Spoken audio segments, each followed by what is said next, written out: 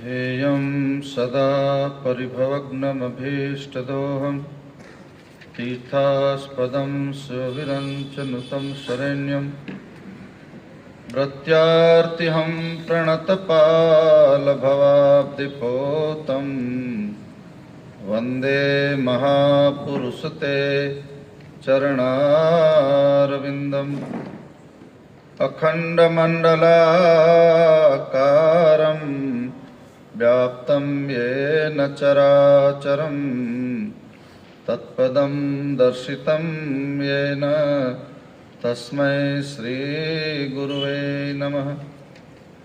वसुदेवसुतं देवं कंसचाणूरमर्दनं देवकी परमानन्दं कृष्णं वन्दे जगद्गुरुम्। शशाङ्कचक्रं सकिरीटकुण्डलं सपीतवस्त्रं सुरसारोहेक्षणं सहारवृक्षस्थलकौस्तुभश्रियं नमामि विष्णु शिरसा चतुर्भुजं। लोकाभिरामं रणरङ्गधीरं राजीवनेत्रं रघुवंशनाथं कारुण्यरूपं करुणाकरन्तं श्रीरामचन्द्रं शरणं प्रपद्ये। रामचंद्र भगवान की कृष्ण कन्हैया लाल की सदगुरु देव की सनातन धर्म की चतुर्भुज भगवान की स्वामीनारायण भगवान की गौ मैया की गंगा मैया की भारत माता की अपने अपने माता पिता की अपने अपने गुरु गोविंद की। ओम नमः पार्वती पतये हर हर महादेव। श्री राम जय राम जय जय राम। श्री राम जय राम जय जय राम। श्री राम जय राम जय जय राम। श्री राम जय राम जय जय राम। श्री राम जय राम जय जय राम। श्री राम जय राम जय जय राम। श्री राम जय राम जय जय राम। श्री राम जय राम जय जय राम। रामचंद्र भगवान की जय। अनंत कोटि ब्रह्मांडना नायक भगवान श्री रामनु परम पावन चरित्रनु दर्शन राम श्याम ने घनश्यामना पवित्र प्रांगणમાં રાષ્ટ્રીય સ્વયંસેવક સંઘ અને ભારતીય સનાતન સંસ્કૃતિને જાગરણ કરનારા બધા જ નાના મોટા આયામો જે ચાલી રહ્યા છે, સીપી ટુંડિયા સાહેબ અને એની આખી ટીમ, એનું આખું મંડળ, ભલે 15 જણા છે પણ 1500 જેવા છે, એની રાત દિવસની મહેનત આ ગુરુકુળની સાથે નારાયણ સેવાદાસજી સ્વામી અને મારા ગુરુજી એ મિત્રતાનો ભાવ, આ ગુરુકુળમાં ત્યાગ અને વૈરાગ્યના સંસ્કાર છે. સ્વામિનારાયણ સંપ્રદાયમાં નવો આખો ચીલો ચાતરનાર મારા પરમ સ્નેહી મહાત્મા સ્વામી કે જે મફતમાં બાળકોને ભણાવવાનું અને એની એક સુંદર સેવા, અનેક પ્રકારના સેવા પ્રકલ્પો, દર્શન સ્વામી પણ ખૂબ સારી રીતે સંપ્રદાયની સેવા કરી રહ્યા છે. આપણે આજ ભગવાન રામને સમજવા છે, એના કરતાં રામને ચિતરવા છે. રામનું એક ચિત્ર ઊભું કરો. કોઈ પણ પેઇન્ટર હોય એ ત્યારે ચિત્ર કરી શકે કે જ્યારે જે ચિત્ર દોરવાનું છે, ચિત્ર એના તનમાં, એના મનમાં, એની ચિત્તવૃત્તિમાં, એના આંખના પહોંચવાની અંદર પહેલા પ્રસ્થાપિત કરે, પછી ચિત્ર ઊભું થાય. ચિંતાનો વિષય જગત માટે છે, એ બૌદ્ધિકો છે એટલે મારે બધાને થોડી વાતો કરવી છે.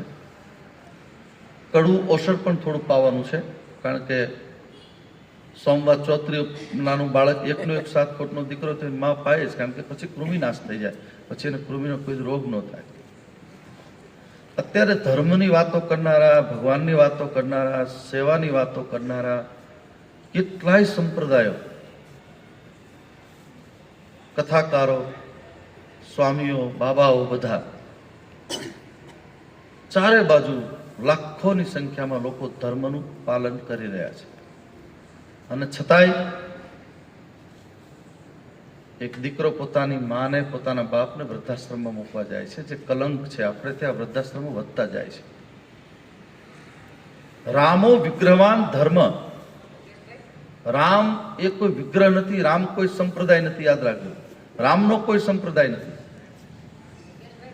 કારણ કે રામ સ્વયં એ ધર્મનું સ્વરૂપ છે. અને ધર્મને સમજવા માટે 5 ઉપકરણો આપણે આજે સમજવા છે. કોણ ધર્મને સમજી શકશે? સંપ્રદાયવાદીઓ બધા જ છે. સ્વામિનારાયણમાં માનતા હોય, નિંબાર્કમાં માનતા હોય, રામાનંદમાં માનતા હોય, કોઈ ગુરુજીમાં માનતા હોય, કેટલા કેટલા કલ્પઈ પંથ, અનેક કલ્પો ચાલે છે. આપ સૌને મારે વિનંતી કરવી છે, આ બુદ્ધિજીવી છો એટલે આપણે ધર્મ જો માનીએ છીએ, કયા ધર્મમાં માનીએ છીએ? કોઈ એમ કે હું રામાનંદી છું, કોઈ નિંબાર્કી છું, કોઈ સ્વામિનારાયણને માનતા હોય, કોઈ ઈસુને માનતા હોય, કોઈ અલ્લાહને માનતા હોય, જે પોતપોતાના ઈષ્ટ સુધી પહોંચવાના. સંપ્રદાય એ ધર્મ નથી, પહેલી વાત ધ્યાન રાખી લેવાય. જ્યારે માણસ સંપ્રદાયને ધર્મ માને છે ત્યારે સંપ્રદાય હોય ત્યાં સંકુચિતતા હોય, ત્યાં ગ્રુપિઝમ હોય. સંપ્રદાય હોય ત્યાં ક્રાઉડ, એનું અલગ વાતાવરણ હોય કે આપણું પોતાનો મત સિદ્ધ કરે. હું નિંબાર્ક છું તો નિંબાર્કને સિદ્ધ કરવાની કોશિશ કરું, મહાત્મા સ્વામી સ્વામિનારાયણ ભગવાનને કોશિશ કરે, અલ્લાહનો. હું અત્યારે ત્યાં એક મસ્જિદની અંદર ત્યાં બધાને પારણા કરાવીને આવ્યો છું, પહેલા રોજા છોડે એટલે એ કરીને આવ્યો. એ લોકો એની રીતે ઇબાદત કરતા હતા. મારો તો સ્વભાવ બધી જગ્યાએ જવાનો છે. રામને જ્યારે સમજવા માટે આપણે ઉભા થયા બેઠા છીએ ત્યારે મારી સૌને વિનંતી, લાગુ પડતું હોય તો ખોટું નહીં લગાડતા, અને ખોટું લગાડો તો મને ચિંતા નથી, ઘરે જઈને થોડું વધારે જમી લેવું. એટલે એનું સમજજો બરાબર. કોઈ માણસ એમ કે હું ધર્મને સમજુ છું, તો પહેલી વાત રામને સમજવા માટે બરાબર સમજો. રામ એટલે રામ અહીં કેવલ પ્રેમ પિયારા. ભગવાનને પ્રેમ સિવાય ખપતું નથી. પોતાની પત્નીનું અપહરણ રાવણ કરે છે અને છેલ્લે લાસ્ટ વોર્નિંગ આપવા માટે અંગદને મોકલે, હજી એકવાર સમજાવી લે ને, જો શરણે આવી જાય તો મારે યુદ્ધ નથી કરવું. શરણાગતિનો ઘાટ રામનો કેવો છે? રામને માનનારા ધ્યાન રાખજો બધા, જેટલા લોકો રામને માનતા હોય, રામને, કૃષ્ણ, શિવને, સ્વામિનારાયણને, જેને તો જે લોકો ભગવાનને માને છે, એનામાં કરુણાનો ગુણ કેમ આવતો નથી? કરુણાનો ગુણ નથી આવતો એટલે સગો ભાઈ પોતાના ભાઈનું ખરાબ કરતા અટકતો નથી. બાપને આપેલી 50 વીઘાની જમીનમાં 2 સગા ભાઈઓ કોર્ટે લડે છે, કારણ કે તમે રામને સમજ્યા નથી, ધર્મને સમજ્યા. ધર્મ પાળીને તિલાન ટપકા કરવાથી કલ્યાણ નથી થવાનું, યાદ રાખો. ધર્મની શરૂઆત સાધુ સંતોએ કરવી પડશે. સેવા કોણ કરી શકે? આજ સમાજમાં સેવા કોને કરવી છે? સેવા એ જ કરી શકે સેવક સુખ ચહમાન ભિખારી. રામાયણમાં લખ્યું છે, સેવક સુખ ચહમાન ભિખારી, વ્યસની ધન શુભ ગતિ વ્યભિચારી. સેવક સુખની ઈચ્છા કરીને સેવક ન કહેવાય.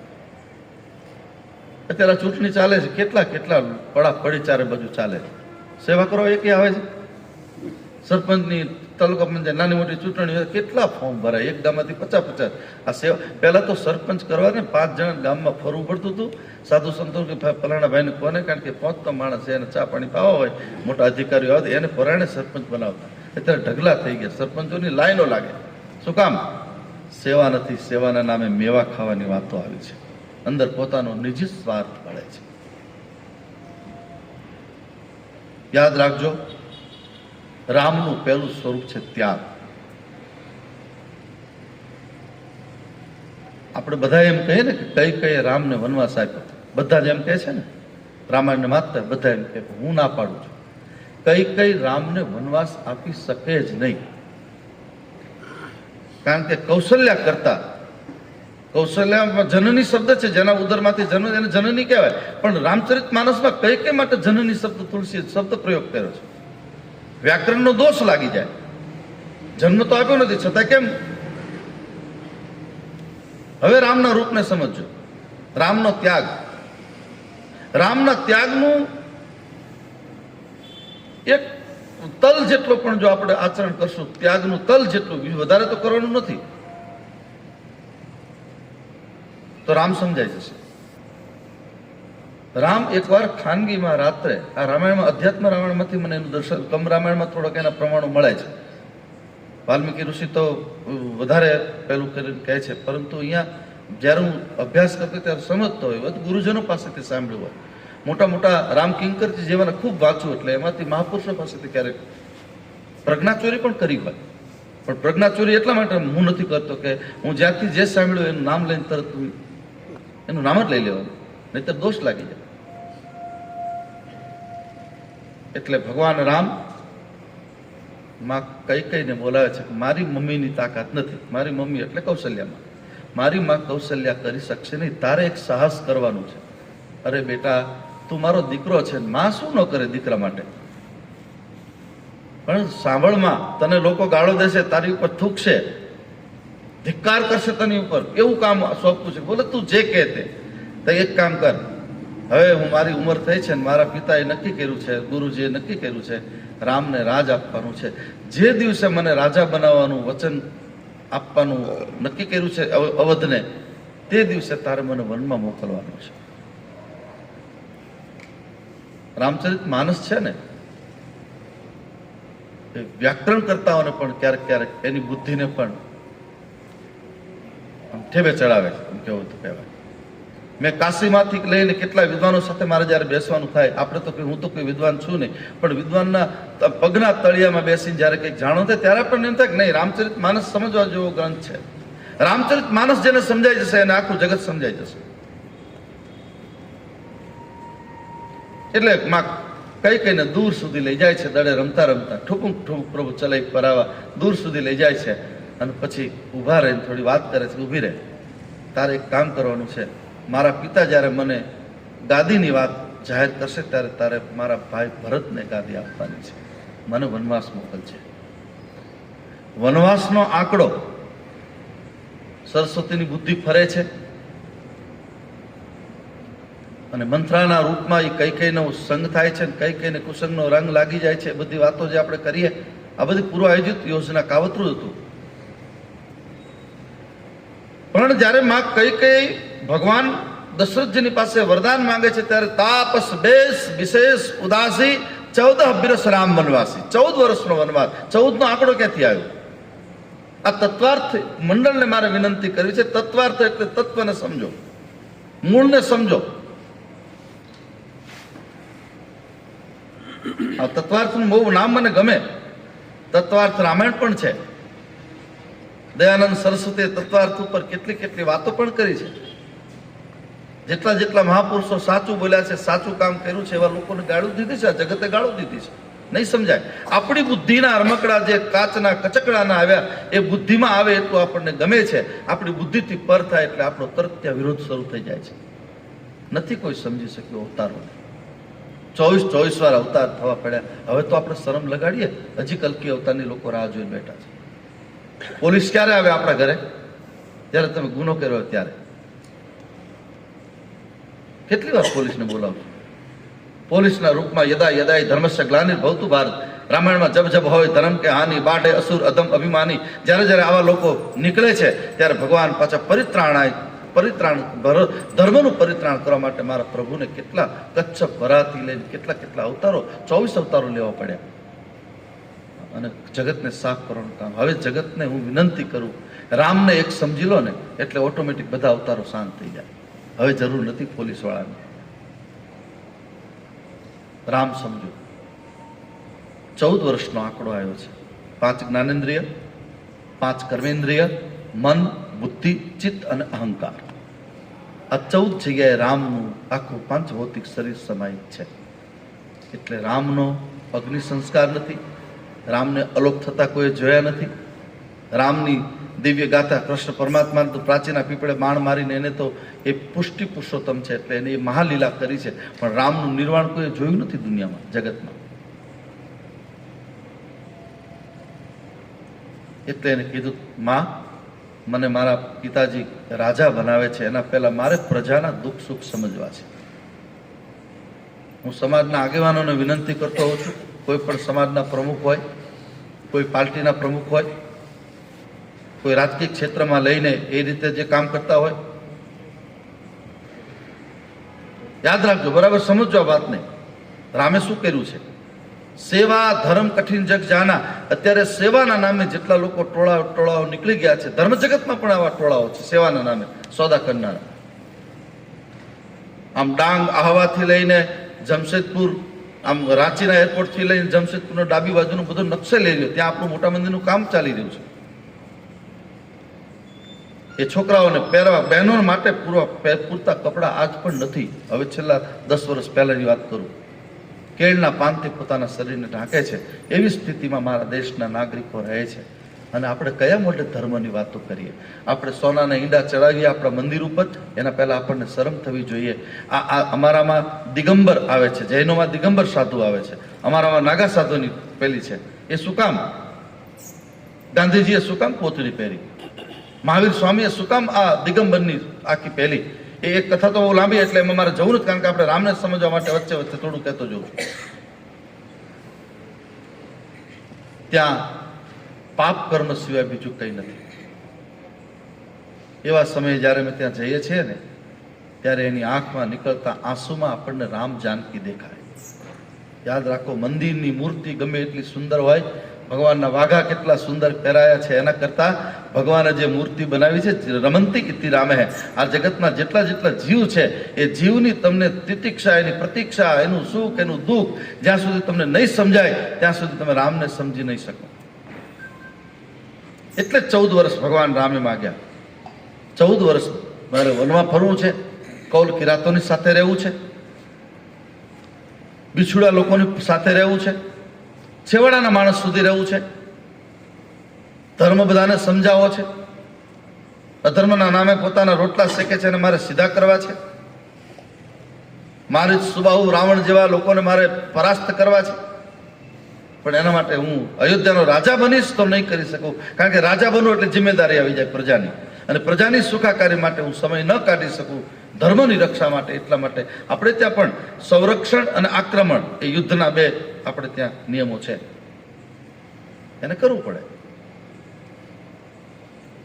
સક્ષમ લોકો આમાં જેટલા બેઠા એને મારી વિનંતી છે, અમે એક મહાત્મા સ્વામી તમને સમજાવીએ કે ભાઈ તમારે જે આવક હોય એ આવકનો 10મો ભાગ તમે મંદિરમાં આપો, સાધુ સંતોને આપો, તો તમારું કલ્યાણ થાય. ચોક્કસ એન કેન વિધિ દિનને દાન કી એ કલ્યાણ તુલસીએ લખ્યું છે. પણ મારી સમજણ આખી જુદી છે. મારી સમજણમાં એ છે કે તમારો 10મો ભાગ જે તમે કાઢ્યો છે, 100 રૂપિયા કમાઓ એટલે 10 રૂપિયા એક બાજુ મૂકો છો ને તમારી પાસે 10,000 ભેગા થાય છે, ત્યારે પહેલા મંદિર કે પહેલા આશ્રમ કરતા પહેલા તમારા છેવાડાના માણસ, તમારા ગામની અંદર નાનું એક ઝૂંપડું છે ને, ઝૂંપડામાં જઈ એ વિધવા બેન છે, એક દીકરો કે દીકરી એની ભણે છે, એની પાસે ફીસના પૈસા નથી, એના ઘરમાં ઘઉં નથી, એના ઘરમાં તેલનો ડબ્બો નથી, તો પહેલા ત્યાં તમે જઈને એની પહેલા બુભુક્ષિત કેમ ન કરોતિ પાપમ, ભૂખ્યો માણસ શું પાપ ન કરે? આ રામના ધર્મ હું રામને સમજાવું છું, ધ્યાન રાખજો. રામે જે કર્યું છે કામ હું આપને સમજાવી રહ્યો છું. છેવાડાના માણસ સુધી પહોંચી જાઓ, પછી એમાં બધું કરતા જે કઈ સંપત્તિ વિત્ત વધે છે તમારી પાસે, એ તમે ધર્મ કામમાં વાપરી નાખો. હવે તમારો ભરોસો મજબૂત બને, આત્મશ્લાઘા નહીં, તમે અર્થ જે કરો તે કરજો, પણ હું મારાથી શરૂઆત કરી દઉં. અહીંયા પાટડિયા સાહેબ ને બધા બેઠા, અહીંયા આગેવાનો બધા, ચંદ્રશેખરભાઈ બધા વર્ષોથી મંદિર, મારી પહેલાના જૂના બાપુ સાથે જોડાયેલા લોકો છે. સ્વામીજી પણ છે, અત્યારે નારાયણ શરદાજી નથી, એટલે હું મારાથી તમને શરૂઆત કરું. મોટા મંદિર જ્યારે આખો પ્રોજેક્ટ તૈયાર થયો કે આટલો ખર્ચ, 5-10 કરોડ રૂપિયાનો મોટો પ્લાન છે ને આપણે બધું પૂરું કરવાનું છે, ત્યારે મેં મારા બધા ટ્રસ્ટીઓને કહ્યું કે અમે તમને દશાંશ કાઢવાનું કહીએ છીએ, યાદ રાખજો બરાબર. હું તમારો ભરોસો મજબૂત બને એટલા માટે કહી રહ્યો છું. અને તમે બધા બૌદ્ધિક લોકો અહીં બેઠા છે, અહીં ટોળા નથી, મોતીને ચૂગનારા હંસો તમારામાં મને દેખાય છે, એટલા માટે વાત કરી રહ્યો છું. બિલકુલ આમાં એવું માનતા જ નહીં કે હું કંઈ મારી વાત કરી રહ્યો છું, મને એ આદત પણ નથી. ભગવાનની કૃપાથી મારો સ્વભાવ જે ઓળખે છે બધાને ખબર છે કે હું તો દીનતાના ભાવથી જીવનારો સાધુ છું.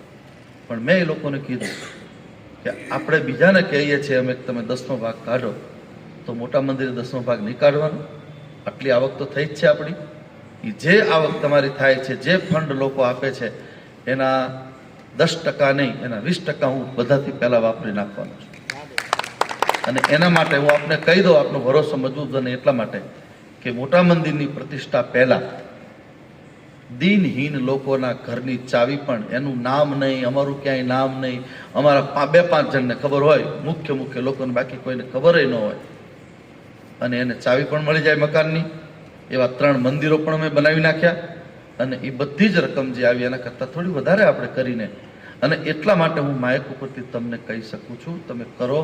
આ રામને સમજવા માટે નથી દીઠી કદી ભૂખને, છતાં એ ભૂખ પર બોલે. કોઈ દી એકટાણું ઉપવાસ એકાદશી કરી ન હોય અને પ્રવચન કરવાનું હોય ત્યારે મોટી મોટી વાતો કરી નાખે. નથી દીઠી કદી ભૂખને, છતાં એ ભૂખ પર બોલે.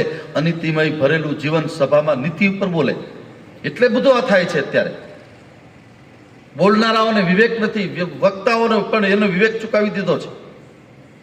બીજાને ચકાચૌંધ કરવા માટે જ્યારે તમે વાણીનો ઉપયોગ કરો છો ત્યારે માં સરસ્વતીનો અપરાધ કરો છો. તમે આ વીણાવાદીની વીણાદેવ માં સરસ્વતી બોલે જીભ ઉપર.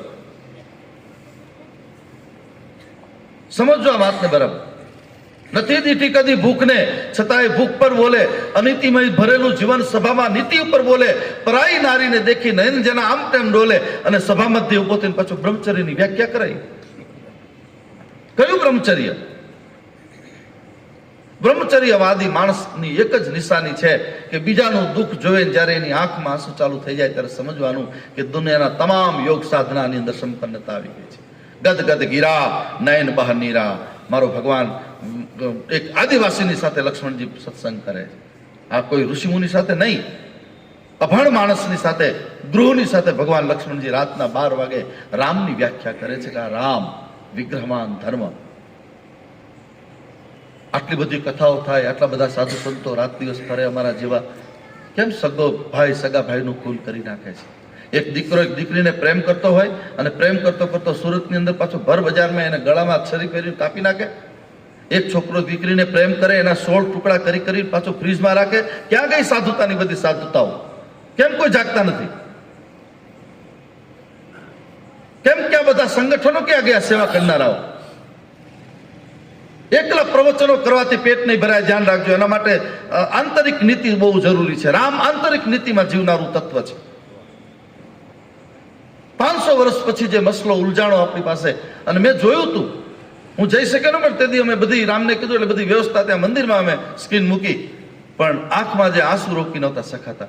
જ્યારે આમ રામ લલ્લા ઉપર પડદો પ્રધાનમંત્રી હટાવે છે અને કરોડો નહીં અબજોની આંખોમાં આંસુ હતા. એ કયા આંસુ હતા?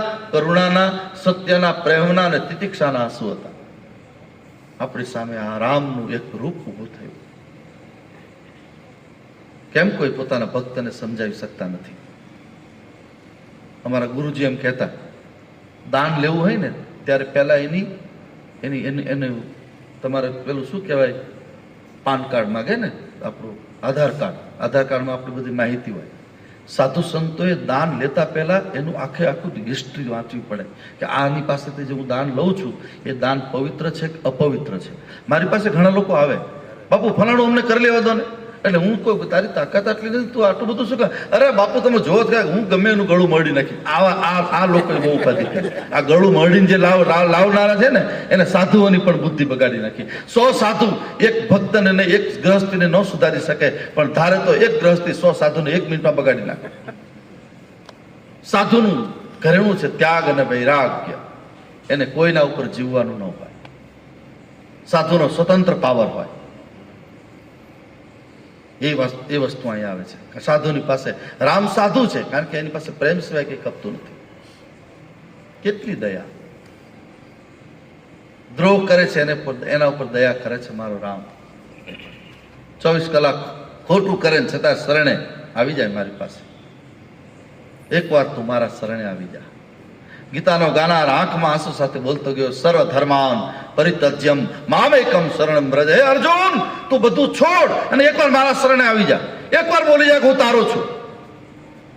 આપણે નથી બોલી શકતા. એમ બધા મંદિરોમાં જાય છે, ઘનશ્યામ મહારાજની મૂર્તિ પાસે બાળ ઘનશ્યામ પાસે ઉભા રહે ત્યારે એટલી વાર કે હું તારો તું મારો, હું તો પ્રભુ તારી છું, તમે પ્રભુ આવો આવો કનૈયા કાળા. ઘરે જઈને બબલીને બાન કે હું તારો છું. લ્યો, આનું કોઈ ઠેકાણું ખરું? મામાને કે હું તારો ભાણેજ છું, કાકાને કે હું તારો ભત્રીજો છું. કેટલા કેટલા પ્રેમના ટુકડા. રામ ટુકડાથી નહીં સમજાય. રામને સમજવા માટે અર પાર થવું પડશે. છૂટા છૂટા તીરે રે અમને મારો મારે બાઈજી, મહેતી સયા ન જાય. તીર વાગ્યા અને હૈયા વિંધાણા. એ સમઢિયાળાની બે માં મારી ગંગા સતી પાનભાઈ દળનું દળતા દળતા કેટલી તત્વની વાતો કરી. અને આજે તત્વજ્ઞાનની વાતો કરનારા, મને ખબર છે હું તમને મોટી મોટી વાતો કરું છું ને, પણ મહાત્મા સ્વામી કાલ લીમડી મોટા મંદિર પાસે આવીને એક પ્લોટ લઈને મંદિર કરે ખબર પડી દઉં. લ્યો, માથા રંગી નાખે એકબીજાના. કેમ સહન નથી થતું? બીજાની તરક્કી જોઈ, બીજાની પ્રગતિ જોઈ, બીજાનું આમ વિકાસ જોઈને જયારે આપણા જીવ બળે છે ત્યારે સમજવાનું કે રામને નથી સમજાણું. રામ તત્વ જયારે સમજાશે, મારી આપ સૌને વિનંતી કરું છું, પહેલા રામને સમજવા માટે તમારા પરિવારથી શરૂઆત કરો. પરિવારનો રામ કોણ? પરિવારનો વડીલ કોણ? પોતાના દીકરા દીકરીઓ, પોતાનો જે પરિવાર, આખો પરિવાર જમી લે અને પછી છેલ્લે જમે એનું નામ છે બ્રહ્મા. બ્રહ્માના રૂપમાં પિતાનું દર્શન. આખા ઘરનું ધ્યાન રાખે, આર્થિક માનસિક ભૌતિક સ્થિતિનું ચિંતન કરે જે વડીલ. મહાત્મા સ્વામીની મહાત્માપણું ક્યારે સિદ્ધ કહેવાય? અહીંયા કોઈ કાર્યક્રમ હોય ત્યારે છેલ્લે મહાત્મા જમવા બેસે. વધુ ઘેટું હોય તો ભાગમાં આવે તો ભલે, નહીતર કાંઈ નહીં. છેલ્લે વડીલોની આ નિયમ, સેવકનો નિયમ છે. રામની સંસ્કૃતિ શું કામ? આપણે જ્યારે રામને સમજવા બેઠા છીએ ત્યારે મારી આપ સૌની વિનંતી છે, તમારી આંખમાં કરુણા રાખજો. જેની આંખના ખૂણા ભીજાયેલા હશે ને એને રામ દર્શન બહુ સારા થશે, બહુ સારા થશે. બીજાનું દુઃખ જોઈ અને પછી અંદરથી આંસુ પડી જાય. બસ એટલી સમજ મને પરવરદિગાર દે, બસ એટલી સમજ. સુખ જ્યારે જ્યાં મળે ત્યાં મને બધાના વિચાર દે, બસ એટલી સમજ. મારી પાસે ઘણા લોકો વકીલો છે, એન્જિનિયરો છે, ડોક્ટરો છે. અહીંયા પણ મારી સામે મારા દીકરા જેટલો હું એને પ્રેમ કરું છું, પણ હું એ લોકોને દ્રષ્ટિ આપું. જ્યારે ડૉક્ટર થાય કે એન્જિનિયર થાય કે શિક્ષક, ત્યારે એટલું જ કહું કે બેટા કોઈ દર્દી આવે ને ત્યારે એના કપડાં તું નહીં જોતા, એની આંખ જોઈને એને દવા આપજો. જરૂરી હોય એટલી એની. આ તમારી મોટામાં મોટી સેવા. હું નથી કહેતો તમે ત્યાગ કરો ને પૈસા જ નહીં લો, તમે બધું કરો, પણ એના શરીરમાં કેટલી જરૂર છે એટલી જ. મારી પાસે એવા કેટલાય ડૉક્ટરોનું આખું લિસ્ટ છે કે બાપુ 100 રૂપિયાની દવા જરૂર ન હોય અને 150ની લખી દે, એના કરતાં એને 25 રૂપિયાની દવાથી સારું થાય એવું કરનારા લોકો છે. આને છે રામને સમજવાની વાત હું જે કરી રહ્યો છું. રામ 14 વર્ષ એટલા માટે ગયા, બધાની પાસે ગયા છે. ડૉક્ટરો, વકીલો, એન્જિનિયર તો હતા તો જ પુલ બાંધી શકે ને. એ તો મોટા સુપરસ્ટાર બધા હતા એન્જિનિયરો. અત્યારે કોઈ હજી એમાં મગજમાં કોઈનું મગજ કામ નથી કરતું. આજ પણ યાદ રાખજો બરાબર. તમારી આંખમાં કરુણા છે તો રામ સમજાશે. આંખના પડદો બગડ્યો હોય ને, જેનો જામર આવી જાય, કંઈક આંખના રોગ, એ આંખના રોગ સાફ કરવા માટે કયા ભવરોગ જેને સાફ કરવા છે, રામને જેને સમજવા છે, એના માટે કરુણા. રામનું પ્રિય વાક્ય. બીજું, ભગવાન રામનું એક પ્રિય વાસ્તુ. હમણાં શરૂઆતમાં આપણે ત્યાં સન્માનનો ટુંડિયા સાહેબે બધું ગોઠવ્યું કે બાપુનું સન્માન, મહાત્મા સ્વામીનું સન્માન. સન્માન માટે રામચરિત માનસમાં સન્માનની પહેલી શરૂઆત રામે કરી. સબહી માન પ્રદ આપું અમાની. હે ભરત, એવી વ્યક્તિ મને પ્રિય છે કે જે બીજાને માન આપે અને પોતે માનની અપેક્ષા રાખે નહીં. આપણે ત્યાં શું મોટી તકલીફ છે? આપણે કોઈનું સન્માન કર્યું હોય, આપણે એને ખૂબ સાચવાય, પછી આપણા ઘરે આપણે સામું જોયું ન હોય, ભૂલ થઈ ગઈ હોય, બાપ રે બાપ મારી નાખું, તોડી નાખું. હે અમે તો આમ પ્રાણ પાછી દેતા, અમારે સામું જોયું નહીં, અમારું સન્માન કર્યું ને અમારું કોઈ નામ ન લીધું. યાદ રાખો, સન્માનની જ્યારે ભૂખ જાગે છે ત્યારે કરિયાણાની દુકાન નાખ્યા જેટલું ફળ મળે. કરિયાણાની દુકાને જાઓ, 100 રૂપિયા આપો, ચાખાંડ મરચું લીધું અને પછી બિલ આપ્યું, લઈને હાલતા થઈ ગયા. એમ જ્યારે તમે ખૂબ સેવા કરો સમાજની, ધર્મની, અને પછી જ્યારે તમારું સન્માન થાય એટલે કરિયાણાની દુકાનનો વેપાર થઈ ગયો. સબહિમાન પ્રદાપ, આ રામ વાત કરે, સબહિમાન પ્રદાપુ અમાની. બીજાનું સન્માન ખૂબ કરો પણ પોતે સન્માનની ભૂખ ન રાખો. અંદરથી પણ ન ઉગવું જોઈએ, ધ્યાન રાખજો. અંદરથી જ સેન્સરને જ કાઢી નાખો. માન અને અપમાન કાઢી નાખો અંદરથી. આ સાધુ સંતો શું કામ પૂજાય છે? એને કાંઈ પડી ન હોય. કોઈ આવો આવો કરે, કોઈ ફૂલના ગુલાબના હાર પહેરાવે, કોઈ ખાડાના હારે પહેરાવે. સાધુએ કેટલું સહન કર્યું છે.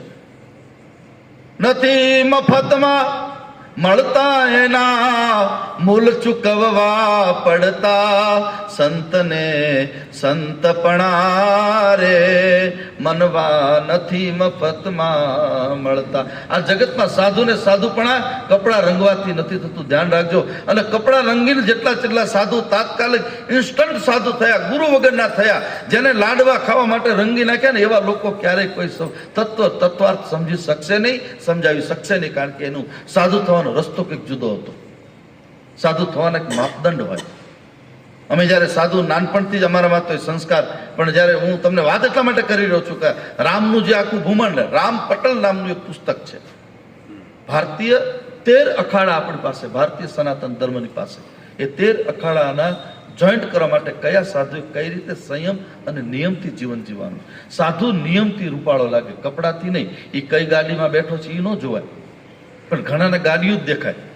અમે આમ ગામડામાં નીકળીએ કે મારા બેટા બાવા ગાડીઓ ફરે, પણ શેમાં ફરવું? હવે અત્યારે સમય છે, ગાડી એ રીતે રાખવું પડે, એ રીતે દોડવું પડે રાત દિવસ. પણ એને એ ચશ્મા જુદા પહેર્યા છે એટલે સાધુતા નહીં સમજાય. મારે આજનું જે આપણું વ્યાખ્યાન માળા છે એમાં હું તમને ચશ્મા દેવા માટે આવ્યો છું, આઈ ડોક્ટર બનીને. એ ચશ્મા તમે પહેરશો એટલે તમને રામ દેખાશે, રાત્રે જ રામ દેખાશે. અને જ્યારે તમને અંદર રામ, ઘટઘટમાં રામ જ્યારે અંદર ઉતરશે એટલે સવારમાં જ્યારે તમારું ત્યાં રમંતી હતી રામે, પછી ઘટઘટમાં બધી જગ્યાએ તમને રામ દેખાય. હરિવ્યાપક સર્વત્ર સમાના અને પ્રેમ તે પ્રગટ હોય મેં જાના. પરમાત્મા બધી જગ્યાએ વ્યાપ્ત છે. ચશ્મા આપવા જોઈએ. સાચો સદગુરુ પોતાના શિષ્યને ચશ્મા આપે. કંઠી માળા એ તો બધા નિયમો છે, સંપ્રદાયના પોતપોતાના ઉપાસનાના નિયમો, ભલે આપતા વાંધો નથી, પણ સાચો સદગુરુ કંઠી નો આપે, તમારો કંઠ પકડી લે છે, તમને દ્રષ્ટિ આપે.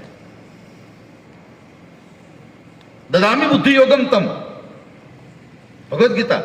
દદામી બુદ્ધિ યોગમ તમ એન મામુ પ્રયાંત તેસામ સતત યુક્તા નામ ભજતામ પ્રીતિપૂર્વકમ. ક્રોધ કર્યો થોડો ભગવાન કૃષ્ણ. અર્જુન, જ્યારે માણસ બુદ્ધિ તત્વ ગુમાવે છે ત્યારે આનંદ, મસ્તી, ધર્મ શોધવાનો પ્રયાસ દવાઓમાં કરશે.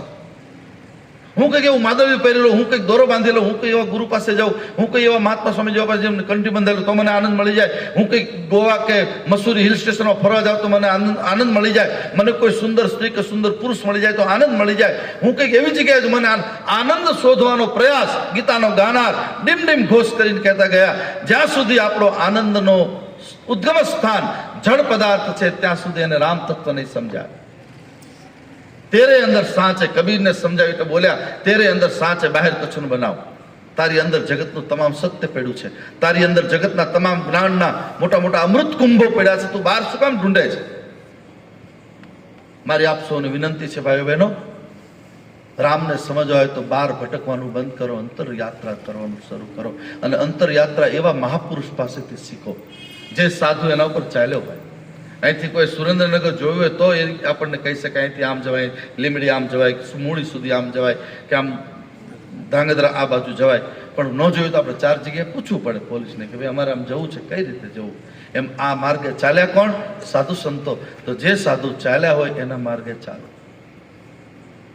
કેવું જગતમાં અંધાધૂન ચાલી રહ્યું છે, રામ કેમ સમજાય? મને ખબર નથી. અમારા બધા સાધુ સંતો આ બાવાઓએ બહુ ઉપાડા લીધા છે ત્યારે સનાતન ધર્મને કોણ જાણે છિન્ન ભિન્ન કરવા માટે નીકળ્યા છે.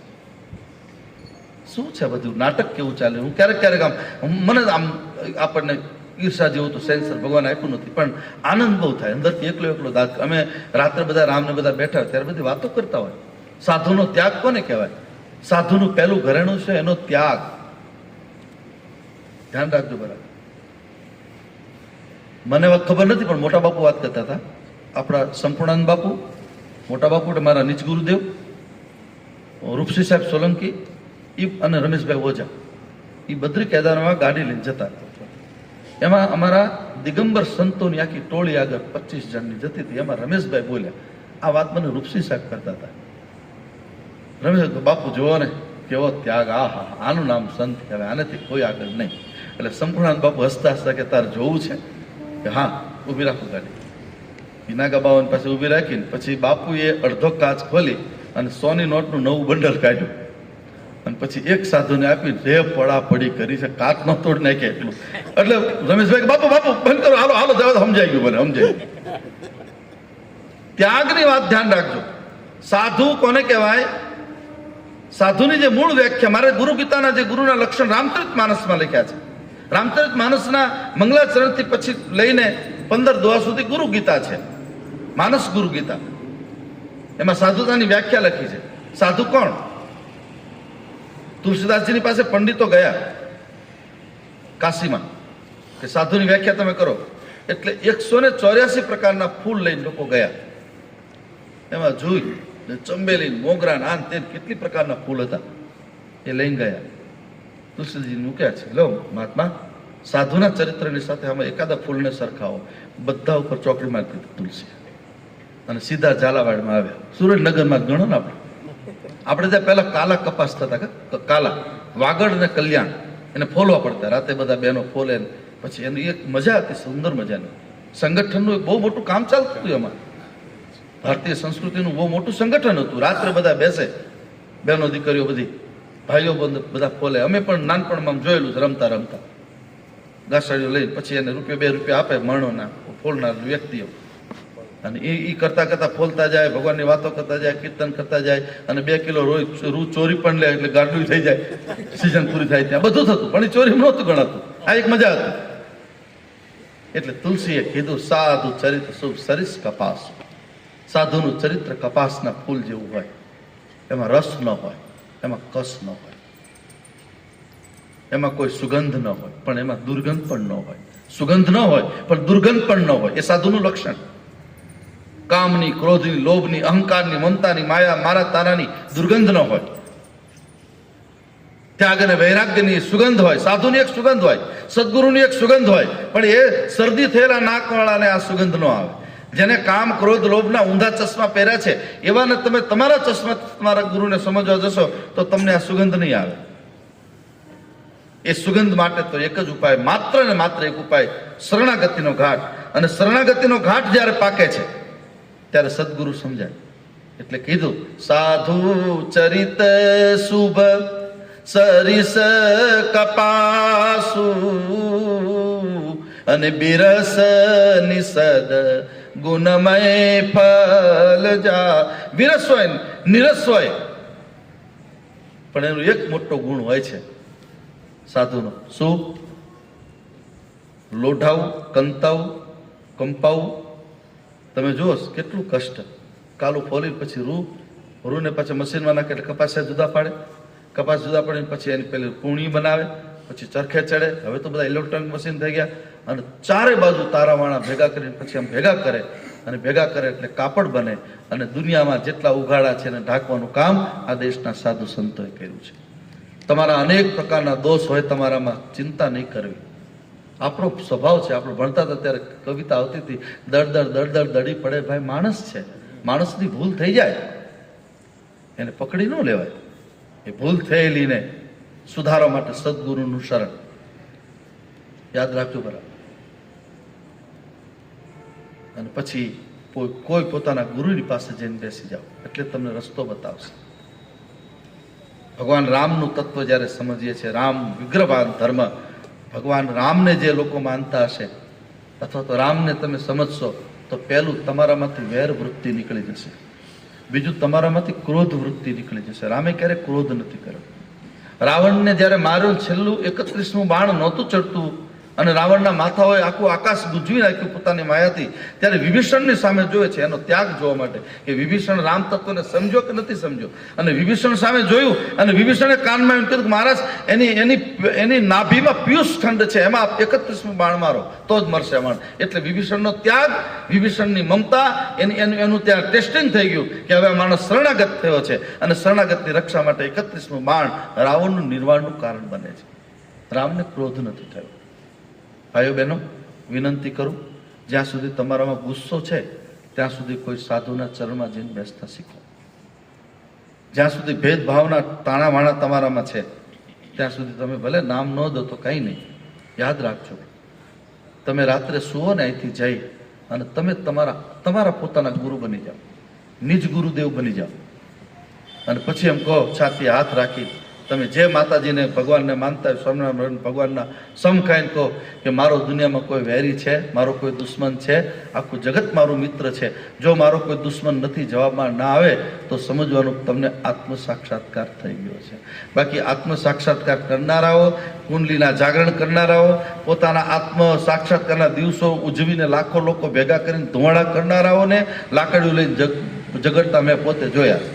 ક્યાં ગયું તમારું આત્મજ્ઞાન? ક્યાં ગયું તમારું તત્વજ્ઞાન? તો ત્યાગ અને વૈરાગ્યની વાતો કરનારા લોકો ક્યાં જાય છે અત્યારે જે કઈ જવાબદારી હું બહુ સાધુ તરીકે આઈ એગ્રી તમારી સાથે.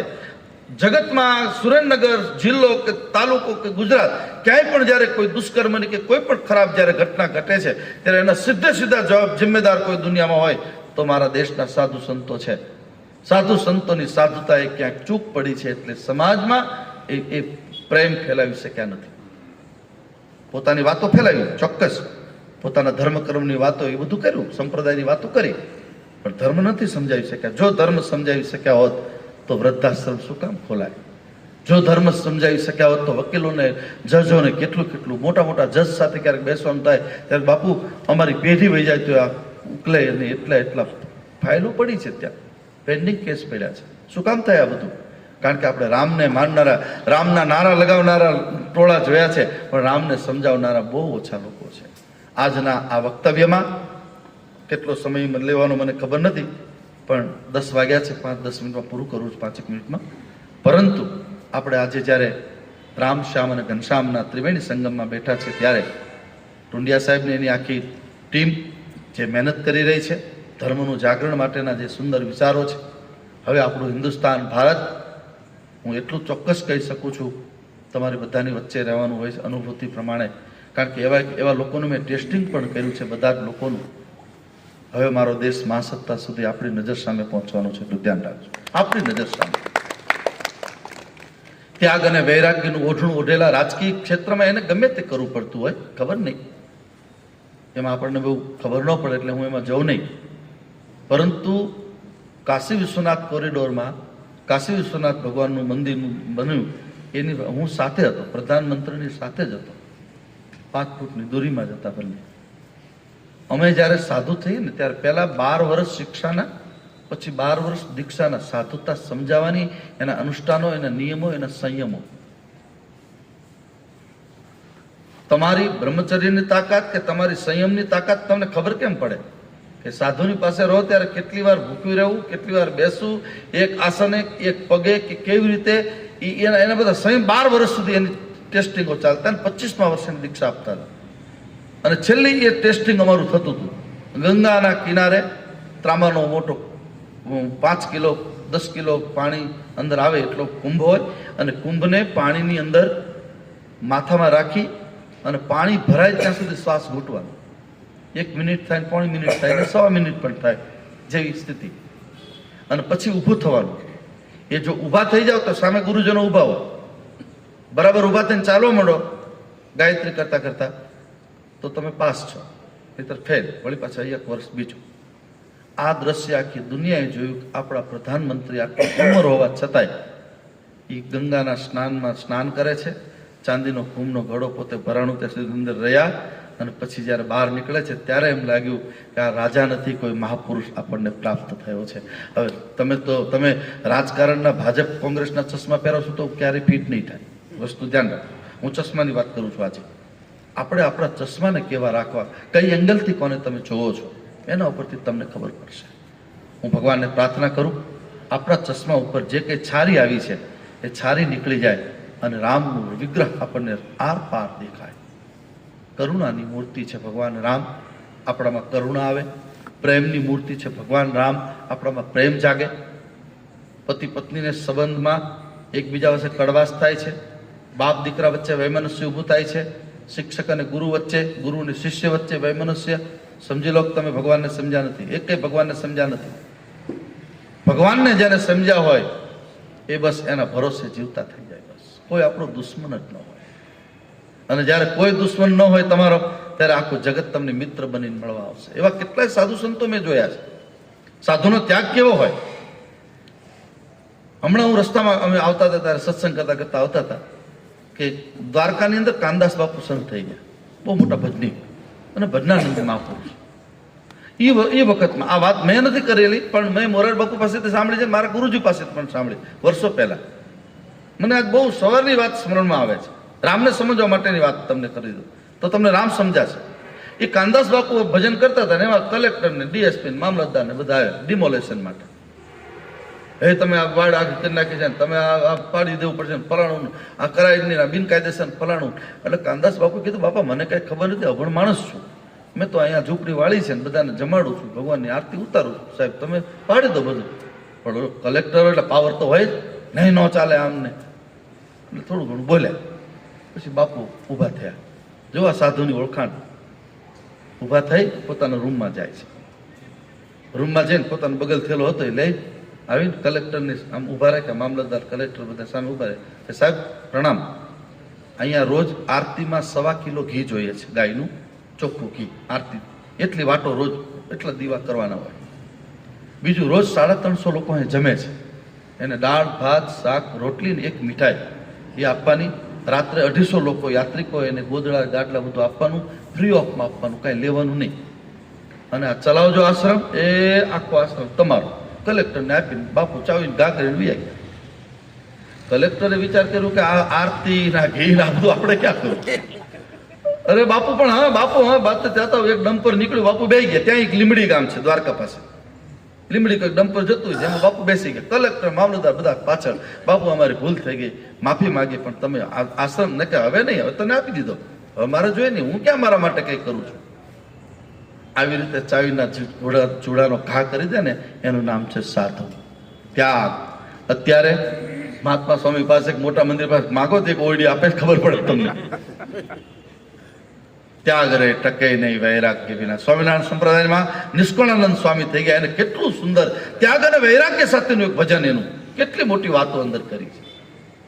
ઉપરથી અચ્છો કયો, નિષ્કળાનંદજી કહે છે, ઉપરથી અચ્છો કયો ભીતર મોહ ભરપૂર.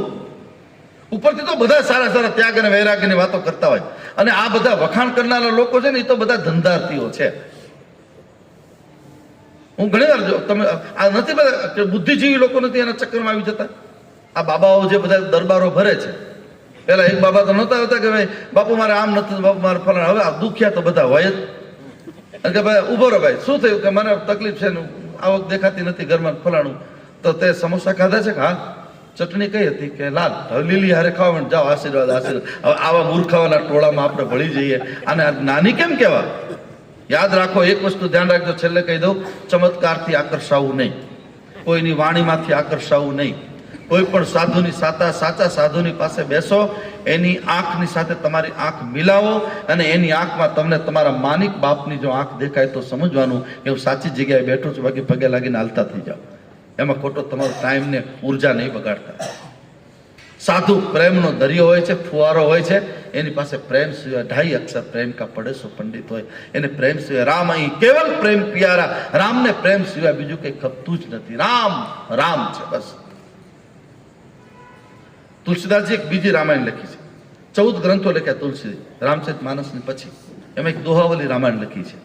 દોહાવલી રામાયણમાં તુલસી લખે છે, રામ નામ કો અંક હૈ, સબ સાધન है सुन. राम नाम को अंक है, सब साधन है सुन. अंक गए कछु हाथ नहीं, अंक भय 10 गुण. राम नाम એકડો છે, યાદ રાખજો.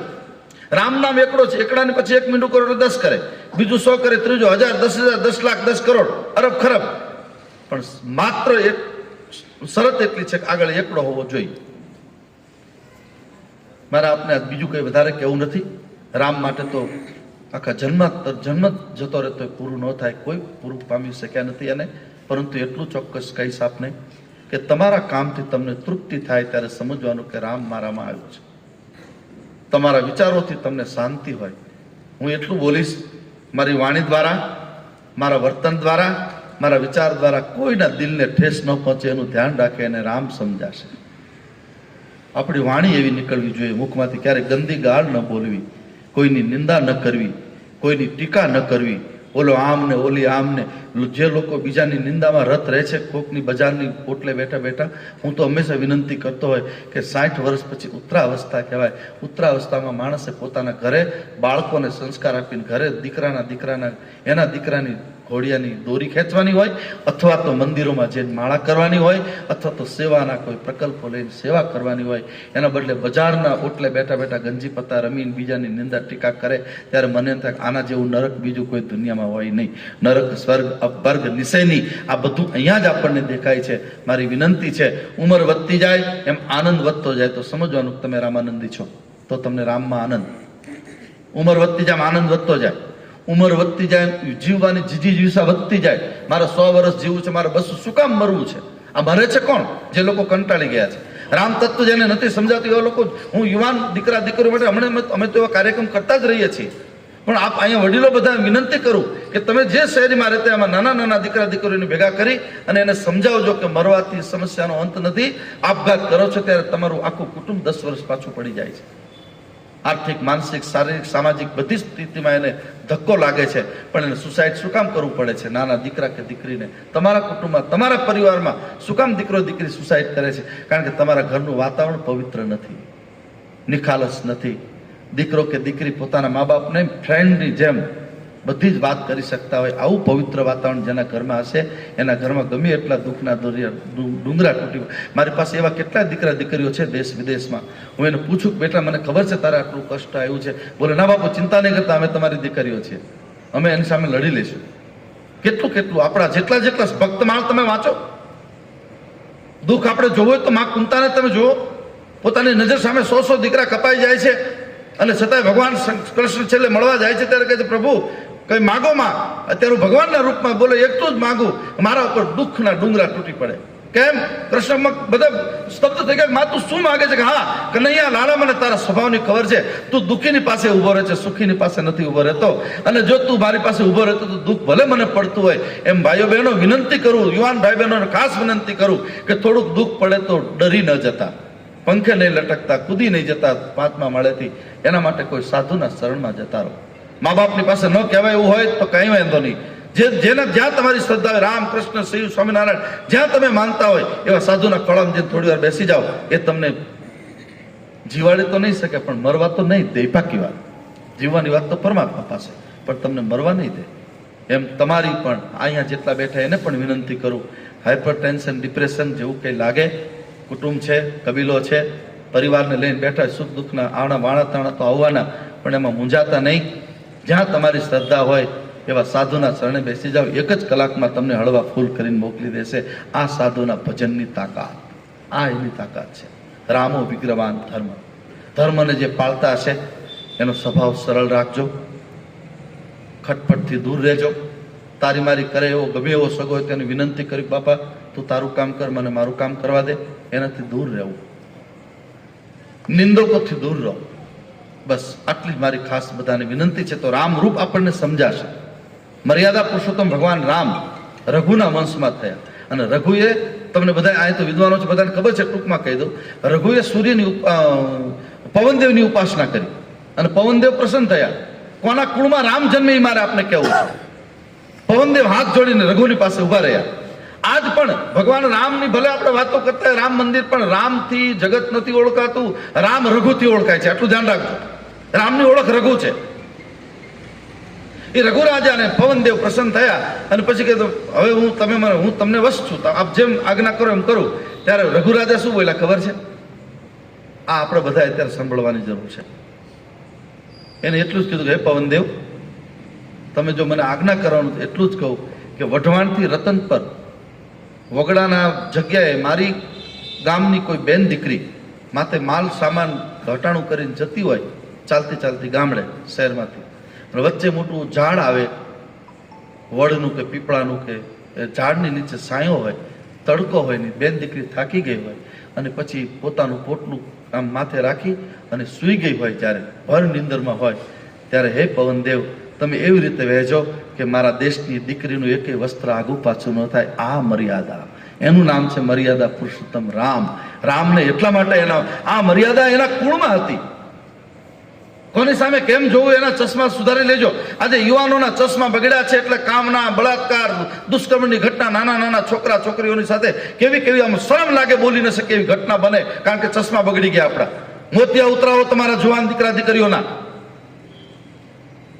કોણ જાણે કે મારા દેશને કોની નજર લાગી ગઈ? અહીંયા હર એક બાલકમાં ઓન હે ઓર રાધા એક બાલક ગાનારો આ દેશ, અને આજે એના ઉપર બળાત્કારની ઘટનાઓ ઘટે, અને છતાંય કોઈ સાધુ સંતો, કોઈ વડીલો, કોઈ રાજકીય મહાનુભાવો, કોઈ મોટા વી આઈપી, આવા કોઈને હજી આંખ નથી ઉઘડતી કોઈની કે શું મારા દેશમાં થઈ રહ્યું છે. અમારા જેવા સાધુ સંતોએ લોકોના લાડવા ખાવાનું કામ કર્યું, મોટી જ્ઞાન અને ભક્તિની વાતો કરી, ચર્ચા કરીને લોકોને ચકાચોંધ કરવાનું કામ કર્યું, પણ કોઈ સાધુના એક દીકરાએ આ નીતિના મૂલ્ય સમજાવવાનું કામ કોઈ કર્યું જ નહીં. એનું કારણ અત્યારે જે ઘટનાઓ આપણી નજર સામે શરમ લાગી જાય એવી ઘટનાઓ ઘટે છે, એના જિમ્મેદાર કોઈ હોય તો આ સાધુ સંતો છે. બીજા બધા તો પછી આ દેશનો સાધુ, હું હંમેશા કહ્યા કરું છું, ધ્યાન રાખજો, આ દેશનો એક સાધુ, પેલું નામ અમારું લઉં છું કારણ કે મારાથી શરૂઆત કરું. આ એક દેશનો સાધુ, આ દેશનો શિક્ષક, આ દેશનો વકીલ, આ દેશનો ડોક્ટર, આ ચાર જ્યારે બગડે છે ત્યારે સમાજ ઉપર અનાચાર, અત્યાચાર, પાપાચાર વધે છે. આ ચાર પોતાની ફરજ ચૂકી જાય છે. શિક્ષક ન રહે, શિક્ષકે એને ઉદ્યોગનો ધંધો કરી નાખ્યો, રૂપિયા કમાવાનું સાધન કરીને શાળાઓ કરી નાખી, ત્યારથી શિક્ષણ જગતની પથારી આખી પડી ગઈ છે. નાના બાળકોને એક માં મદાલસા શુદ્ધોસી બુદ્ધોસી નિરંજનોસી સંસાર માયા પરિવર્ગિતોસી, હે દીકરા તું શુદ્ધ થા, હે દીકરા તું બુદ્ધ થા, કહેનારી માં કેટલી અત્યારે, હે દીકરા તું ડોક્ટર થા, એન્જિનિયર થા, પછી તું ગળે પાછું મરી જા. અત્યારે આ જ ચાલે છે ને, કારણ કે એને પરાણે કેટલું સ્ટ્રેસ આપે છે મા બાપ. એ મા બાપ, દબંગ મા બાપને વિનંતી કરું કે તમારા દીકરા દીકરીની ગતિ પહેલા તમે જોવો ને, એને પર સ્ટ્રેસ નહીં, એને જેટલું ભાર વગરનું ભણતર એની એ રીતે રહેવા, એને જેમ વિકસવું છે એમ વિકસવા દો, તમારી બુદ્ધિ એના ઉપર નહીં લગાડો. અને એના કારણે આજ અમને બહુ તકલીફ પડે છે સાધુ સંતોને. રાતે અમે આ તો તમારી સામે અત્યારે હશે, બાકી રાતે રોઈ રાતો કાઢવી પડતી હોય છે કે મારા દેશમાં આવી કોની નજર લાગી ગઈ મારા દેશને. અમે તમારો રોટલો ખાઈએ છીએ ને એટલે અમને આ ચિંતા થાય છે, બાકી ચિંતા ન થાય. અમને તમે રોટલો બધાને આપો છો, તમે તમારા દીકરાને 10 રૂપિયા નથી આપતા, એ તમે મંદિરમાં જઈને રૂપિયાના ઘા કરો છો, એટલે આ બળતરા થાય છે કે મારા દેશને કોની નજર લાગી ગઈ. નાની ઉંમરમાં સુસાઇડ, નાની ઉંમરમાં આવી ઘટનાઓ. હવે સાધુ સંતોએ પણ જાગવાની જરૂર છે, આશ્રમ બેતાઓએ પણ જાગવાની જરૂર છે, હવે કથા દ્વારા જગતને ધર્મનું જ્ઞાન આપનારાએ પણ જાગવાની જરૂર છે, વકીલ, ડોક્ટરો, એન્જિનિયરોએ પણ જાગવાની જરૂર છે કે હવે આવો આપણે બધા સાથે ખભો મિલાવી સત્ય, પ્રેમ અને કરુણાનો રાહ તૈયાર કરીએ, અને આપણી નજર સામે આપણા ચશ્મા ચોખ્ખા થાય, અને મા ભારતી એના પોતાના મૂળ સિંહાસન ઉપર પરમ વૈભવના શિખર ઉપર આપણો દેશ મહાસત્તા સુધી પહોંચે એ ભગવાન રામના ચરણમાં પ્રાર્થના સાથે, રામના વિગ્રહને સમજવાની જે કોશિશ કરવામાં મારી વાણી દ્વારા કંઈ દોષ લાગી ગયો, તમને કોઈને કંઈ ખોટું લાગ્યું હોય, અથવા તો મારું પ્રવચન તો હંમેશા બિગ બજાર હોય છે, રેડીમેડ દુકાન હોય છે, જેને વિચારો જેને પીઠ થાય પહેરી લે, બાકી કોઈ રાગ, કોઈ દ્વેષ કોઈના માટે કંઈ હોતું નથી. હું જ્યારે બોલતો હોય, અમારા ગુરુજી સમજાવતા કે આપણે જ્યારે બોલતા હોય ને ત્યારે ગુરુની ગોદમાં બેઠા હોય, અને ગુરુ જેમ બોલાવતા અંદરથી જ્યાં તૈયાર કરેલું કોઈ હોય નહીં. હું કોઈ દી તૈયાર કોઈ કાગળિયું ક્યારેય નથી રાખતો, કથામાં નહીં, ક્યાંય નહીં. કોઈ દી મેં લેપટોપ સામે નથી રાખ્યું, એમાં તો ભૂલ પડી જાય, બીજી લીટી આવી જાય, પણ આમાં કાંઈ જ નહીં. અંદરથી તમે જ્યારે એનું એક સાધન બની જાઓ, સુર દબાવે છે સદગુરુ, અને અંદરથી વાણીનો ઉદ્ભવ સ્થિતિ થાય, એટલે આપણને વિશેષ આનંદ આવે. એવા ભાવ સાથે સર્વેત્ર સુખીને સંતુ, સર્વે સંતુ નિરામયા, સર્વે ભદ્રાણી પશ્યંતુ ન્યાય. આપ બધા ખૂબ સુખી થાઓ. તમારું ઘર, તમારું ધન, તમારું ધાન્ય, તમારું સંપત્તિ, તમારું વૈભવ, તમારા પાડોશને તમે પ્રેમ કરશો તો અયોધ્યા નહીં જવું પડે, અયોધ્યાનો રામ તમારા ઘરમાં આવશે. તમારા સગાવાલા બહેનો દીકરીઓ તમારા ઘરમાં વહુ હોય તો વહુને ખબર ન પડી જોઈએ કે એની દીકરી સ્વયં માનીને એનું સેવન કરજો. બહેનો દીકરીઓ, સગા સંબંધીઓ વ્યવહાર એકબીજાને ખબર પૂછજો. જે સોસાયટીમાં રહેતા હોય, એ સોસાયટીમાં જે અભાવમાં જીવતા હોય, એના ઘરે જઈને હિંમત આપજો, એને હિંમત આપજો કે અમે તારી પાસે બેઠા છીએ, ચિંતા ન કરતો.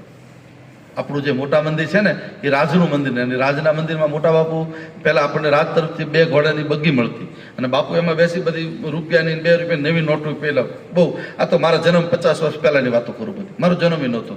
અને એ પછી બાપુ નીકળે, નાના કસ્બાઓ હોય ઝૂંપડપટ્ટીમાં, કે ફલાણા ભાઈ પહેલા ઝેર બહુ ખાઈ જતા, જાન આવવાની હોય ને એનો બાપો ઝેર ખાઈ જાય એટલે બીજા કંઈ કરવું ન પડે, ને મફતમાં એમ કે આવું બની ગયું છે, ચાલો જલ્દી દીકરી વળાવી દો. એટલે કે જો ભાઈ વખ ન ઘોળતો, તારે જોઈ એટલા પૈસા માગું તને આપું. આ સાધુ સંતો શું કરતા હતા એ તમને કહું. એટલે પેલો કે બાબુ 25 રૂપિયા આપો, મારી દીકરીને વળાવી દો તો જમણવાર થઈ જાય. આ જ્યારે 3 રૂપિયાનો તેલનો ડબ્બો હતો ત્યારની વાત કરું છું.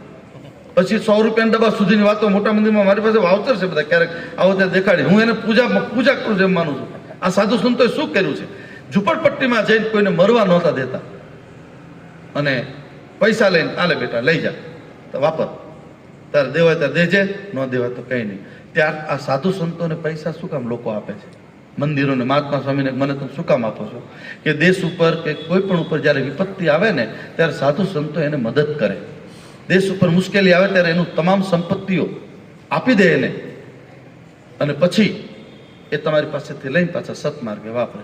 એના બદલે જ્યારે અમારી પાસે ઢગલો થાય, ઢેર થાય, હું હંમેશા કહેતો હોઉં છું, કોઈ સાધુ પાસે 5-10 કરોડ રૂપિયા ભેગા થાય ત્યારે સાધુ સાધુ નથી, એ સમાજનો ચોર છે. કારણ કે એને ધર્મના નામે લીધેલું ધન ભેગું કર્યું છે. ધન ભેગું કરે એને તો ધુતારા જ કહેવાય ને. સાધુનો નિયમ છે જમણા હાથે લઈ લેવું અને ડાબા હાથે કોઈને ખબર ન પડે ને આપી દેવું.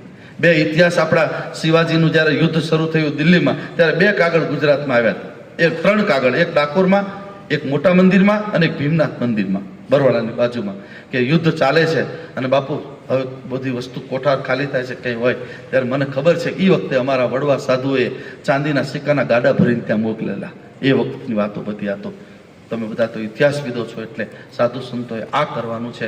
તમારા બધાએ ધ્યાન રાખવાનું કે જ્યાં તમે દાન આપો છો તો એનું ઓડિટ થવું જોઈએ કે તમે કેટલા રૂપિયા આપ્યા ક્યાં તમે વાપર્યા. એનું ઓડિટ નહીં થાય તો એ આડાવાળા માર્ગે ક્યાં જશે આપણને ખબર નહીં પડે. બસ આપણે બધાય સજાગ થઈ જઈએ. સાધુ સંતો માર્ગદર્શન આપવા માટે તૈયાર છે. અને રામનું આ જે ચિત્ર ઊભું મેં કર્યું છે, સત્ય, પ્રેમ, કરુણા, વાત્સલ્ય, સૌહાર્દની ભાવના, સંગઠનની ભાવના, આ બધા જ ભગવાન રામના અંગ છે. પણ એના માટે તો આખી કથા જોઈએ. પણ જ્યારે ભગવાન ક્યારેક મોકો મળશે ત્યારે રામ ઉપર આપણે બોલવાની કંઈક ટ્રાય કરશું. પણ અત્યારે આટલા જ ભાવ સાથે સર્વેત્ર સુખીને સંતુ. આપ બધા ખૂબ સુખી થાઓ, ખૂબ આગળ વધો.